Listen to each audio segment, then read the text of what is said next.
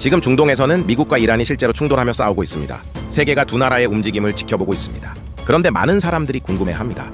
미국과 이란은 왜 이렇게까지 원수가 된 걸까요? 그 이유는 최근의 정치 문제가 아니라 수십 년 동안 쌓여온 역사적인 사건들 때문입니다. 지금부터 미국과 이란이 원수가 된 세 가지 이유를 살펴보겠습니다. 먼저 첫 번째 이유는 1953년 CIA 쿠데타입니다. 이 이야기의 시작은 석유였습니다. 20세기 초 이란에서는 거대한 석유가 발견됩니다. 하지만 그 석유를 장악한 것은 이란이 아니라 영국이었습니다. 영국의 석유 회사가 이란 유전을 사실상 지배하고 있었고 이란 땅에서 나온 석유였지만 이익의 대부분은 영국으로 흘러갔습니다. 이 상황에 분노한 정치인이 등장합니다. 모하마드 모사데그였습니다. 그는 이란의 자원은 이란 국민의 것이라고 주장했습니다.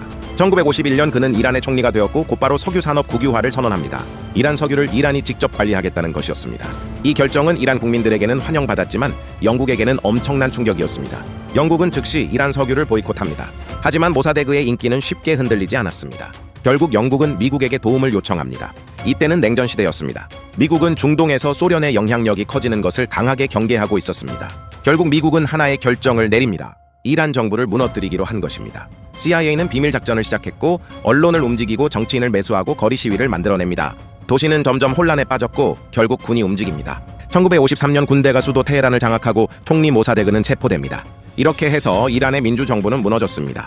많은 이란 사람들은 이 사건을 외국 세력이 우리나라의 정부를 무너뜨린 사건으로 기억하게 됩니다. 이 사건은 미국에 대한 깊은 불신을 남겼습니다. 두 번째 이유는 팔레비 왕과 친미 독재입니다. 쿠데타 이후 권력을 잡은 인물은 이란의 왕 모하마드 레자 팔레비였습니다. 그는 미국의 강력한 지원을 받았습니다. 미국은 이란을 중동에서 중요한 동맹국으로 만들려고 했습니다. 하지만 문제는 그의 통치 방식이었습니다. 팔레비 왕은 점점 강한 독자의 정치를 펼치기 시작했습니다. 비밀 경찰을 이용해 반대 세력을 탄압했고 많은 정치인과 시민들이 체포되거나 감옥에 갇히게 됩니다. 표현의 자유도 크게 제한되었습니다. 이런 상황에서도 미국은 팔레비 왕을 계속 지원했습니다. 그래서 많은 이란 사람들은 미국이 독재 정권을 지지하고 있다고 생각하게 됩니다. 이 불만은 점점 커져갔고 결국 큰 분노로 이어집니다. 세 번째 이유는 1979년 이란 혁명과 미국 대사관 인질 사건입니다. 1979년 이란 전역에서 거대한 시위가 시작됩니다. 수백만 명의 사람들이 거리로 나왔습니다. 결국 팔레비 왕은 나라를 떠나게 됩니다. 그리고 새로운 지도자가 등장합니다. 아야톨라 호메이니였습니다. 그는 강한 반미 성향의 지도자였습니다. 그는 미국이 오랫동안 이란 정치에 개입해왔다고 비판했습니다. 특히 1953년 쿠데타는 이란 국민들에게 잊을 수 없는 사건이었습니다. 그러던 어느 날 또 하나의 사건이 발생합니다. 미국이 망명한 팔레비 왕을 자국민으로 받아들인 것입니다.